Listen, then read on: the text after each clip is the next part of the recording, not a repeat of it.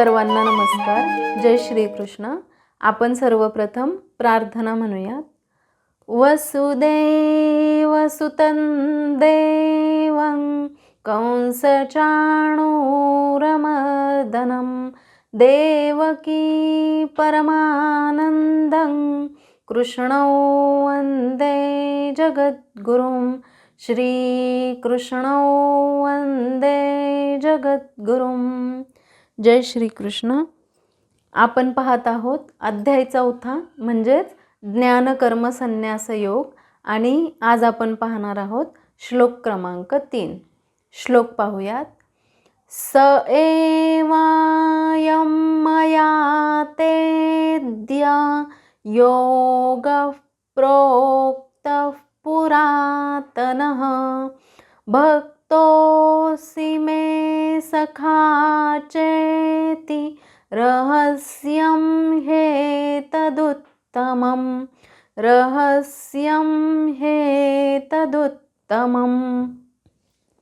श्लोकाचा अर्थ पाहूयात. स म्हणजे तोच, एव म्हणजे खचितच, अयम म्हणजे हा, मया म्हणजे माझ्याकडून, ते म्हणजे तुला, अद्य म्हणजे आज, योग म्हणजे योगज्ञान, प्रोक्त म्हणजे सांगितला, पुरातन म्हणजे पुरातन, भक्त म्हणजे भक्त, असी म्हणजे तू आहेस, मे म्हणजे माझा, सखा म्हणजे सखा किंवा मित्र, च म्हणजे सुद्धा, इति म्हणजे म्हणून, रहस्यम म्हणजे रहस्य, ही म्हणजे निश्चितच, एतत म्हणजे हा, उत्तमम म्हणजे दिव्य. आणि या श्लोकाचा संपूर्ण अर्थ असा आहे, भगवंतांशी असणाऱ्या संबंधांचे ते अत्यंत पुरातन विज्ञान आज मी तुला सांगत आहे, कारण तू माझा भक्त तसेच मित्रही आहेस आणि म्हणून तू या विज्ञानाचे दिव्य रहस्यही जाणू शकतोस. आता आपण हा श्लोक समजून घेऊयात. आधीच्या पहिल्या आणि दुसऱ्या श्लोकामध्ये भगवंतांनी योग हा किती पुरातन आहे व तो काळाच्या ओघात कसा लुप्त झाला हे सांगितले. या श्लोकात भगवंत सांगतात की तू माझा भक्त आणि प्रिय सखा आहेस, म्हणून तोच हा पुरातन योग आज मी तुला सांगत आहे, कारण हा अतिशय उत्तम आणि रहस्यमय अर्थात गुप्त ठेवण्याजोगा आहे. अर्जुन भगवंतांचा केवळ भक्तच नव्हता तर सखा आणि शिष्यही होता. आपण दुसऱ्या अध्यायात पाहिले की अर्जुनाने भगवंतांचा गुरु म्हणून स्वीकार केला होता. सखा नेहमी सन्मुख राहतो आणि शत्रू नेहमी विन्मुख असतो. सखा आपल्या मित्राने सांगितलेली कोणतीही गोष्ट करण्यास नेहमी तत्पर असतो. तसेच मनुष्य आपल्या हृदयातील अत्यंत गोपनीय गोष्ट आपल्या परममित्रालाच सांगतो. त्यामुळे भगवान येथे अर्जुनाला हे उत्तम आणि गुप्त ज्ञान देत आहेत. भगवंतांचा सखा होणे म्हणजे त्यांनी आपल्याबरोबर केलेल्या प्रत्येक गोष्टीचा सहर्ष स्वीकार करणे. आपणही जेव्हा आपल्या कुणाला सखा मानतो किंवा मित्र मानतो तेव्हा आपल्या चांगल्या वाईट सर्व गोष्टी त्यांच्याशी शेअर करतो. आपल्याला खात्री असते की आपली जी काही माहिती आहे किंवा गोपनीय माहिती आहे ती या व्यक्तीजवळ सुरक्षित राहणार आहे, तेव्हाच आपण त्याला मित्र किंवा सखा मानतो. आणि कुठलीही रहस्यमय गोष्ट किंवा रहस्यमय ज्ञान हे अशा प्रिय व्यक्तीलाच सांगितले जाते, जी फक्त स्वतःच्या स्वार्थासाठी या ज्ञानाचा दुरुपयोग न करता सर्वांच्या कल्याणासाठी त्याचा उपयोग करते. जेव्हा श्रीकृष्णांची सेना व स्वतः निशस्त्र भगवान या दोन्हींपैकी एकाची निवड करण्याची वेळ आली तेव्हा अर्जुनाने भगवान श्रीकृष्णांनाच निवडले होते. अर्जुन हा अत्यंत गुणवान होता, म्हणूनच तो भगवंतांचा देखील प्रिय होता. भगवंत म्हणतात, सृष्टीच्या निर्माणाबरोबरच निर्माण झालेला असा हा सनातन योग मी तुला सांगत आहे. हे एक उत्तम रहस्य आहे. तसेच ही एक सनातन परंपरा आहे, सनातन धर्म आहे. धर्म म्हणजे केवळ उपासना पद्धती नव्हे, तर धर्माचा मुख्य अर्थ म्हणजेच स्वतःचे कर्म जे मनुष्याने स्वतःच्या जीवनात एक भूमिका म्हणून निभवायचे असते, तेव्हा तो खऱ्या अर्थाने धर्म ठरतो. आपल्या जीवनात कितीही विपरीत घटना घडल्या तरीही भगवंतांवरील विश्वास अढळ राहिला पाहिजे. आपल्याला असा विश्वास असायला पाहिजे की भगवंतांकडे माझ्यासाठी निश्चितच दुसरी कुठली तरी चांगली योजना असेल, म्हणून माझी पहिली योजना खराब झाली, अशी जेव्हा भावना असते, असा सख्यभाव मनात जेव्हा निर्माण होतो, तेव्हा भगवंतांप्रती आपली श्रद्धा देखील अतूट राहते. भगवंतांनी माझ्यासाठी केलेली योजना मी जरी जाणत नसलो तरीही मानतो आणि ती योजना माझ्या कल्याणासाठीच असेल असा भाव ज्याच्या मनात असतो तोच भगवंतांचा सखा होऊ शकतो.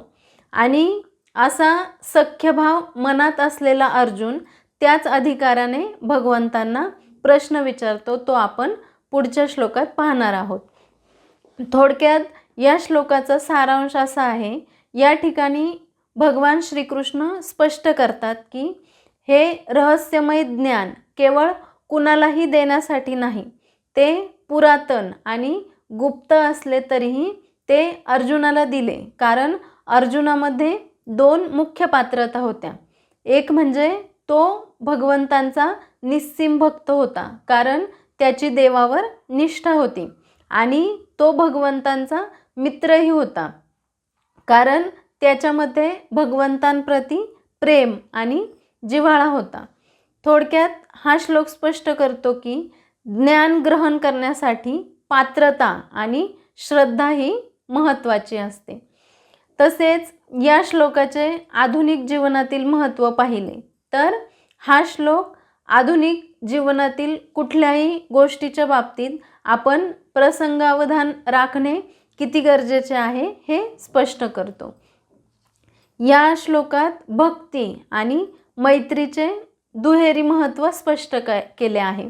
भक्त म्हणजे कोण, तर भक्त म्हणजे ज्याचे लक्ष किंवा ध्येयाप्रती पूर्ण निष्ठा असली पाहिजे. तुम्ही तुमच्या कामावर, कुटुंबावर किंवा तत्त्वज्ञानांवर नितांत श्रद्धा ठेवल्याशिवाय तुम्हाला त्यातील गहन ज्ञान प्राप्त होत नाही. म्हणून कुठलेही काम करताना तुमची त्या कामावर निष्ठा असणे गरजेचे आहे. तसेच सखा किंवा मित्र याचा अर्थ जिव्हाळा आणि प्रामाणिकपणा. आपण जेव्हा गुरु किंवा मार्गदर्शकासोबत मित्रत्वाच्या भावनेने जोडले जातो, तेव्हा आपल्याला खुल्या मनाने शिकता येते. कुठल्याही प्रकारची भीती किंवा मनावर दडपण राहत नाही आणि त्यामुळे शंकांचे निवारण अधिक प्रभावीपणे होते. म्हणून आपल्या मार्गदर्शकासोबत आपले मित्रत्वाचे नाते असणे गरजेचे आहे.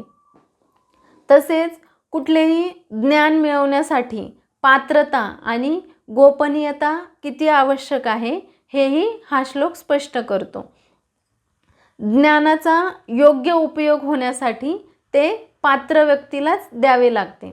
आजच्या ओपन सोर्स जगात माहितीचा पूर आहे, पण महत्त्वाचे निर्णय आणि उत्तम रहस्य, उदाहरणार्थ कंपनीची रणनीती किंवा कुठलीही वैयक्तिक माहिती आपण संपूर्ण जगासमोर मांडत नाही. ती केवळ विश्वासू आणि पात्र लोकांमध्येच सामायिक करावी लागते. यावरूनच कुठलेही ज्ञान किंवा कुठलीही माहिती ही पात्र व्यक्तीजवळच बोलणे किंवा ती गोपनीय कशी राहील याची काळजी घेणे किती गरजेचे आहे हे हा श्लोक स्पष्ट करतो. तसेच ज्ञानाचे सर्वोच्च रहस्य केवळ प्रेम आणि विश्वासाच्या नात्यातच प्रकट होते. केवळ बौद्धिक क्षमता पुरेशी नाही, तर हृदयाची तयारी आणि विनम्रता देखील असणे आवश्यक आहे. थोडक्यात या श्लोकातून महत्त्वाचा संदेश काय मिळतो तर केवळ बुद्धीने किंवा तर्काने आत्मज्ञान मिळत नाही. त्यासाठी श्रद्धा आणि संपूर्ण समर्पण असणे आवश्यक आहे. त्याशिवाय आपल्याला ज्ञानाचे रहस्य समजत नाही.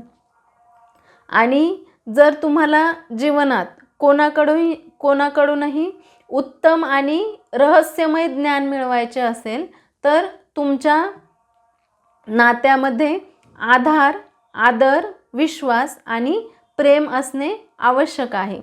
थोडक्यात भगवंतांनी सांगितलेला योग हे एक सर्वोच्च रहस्य आहे, कारण तो कर्मबंधनातून मुक्तीचा मार्ग दाखवतो. ही मुक्ती केवळ भक्ती आणि ज्ञानाच्या संयोगानेच प्राप्त होते. अशा प्रकारे आपण 4थ्या अध्यायातील 3रा श्लोक समजून घेतला आहे. आता आपण समापन प्रार्थना म्हणूयात.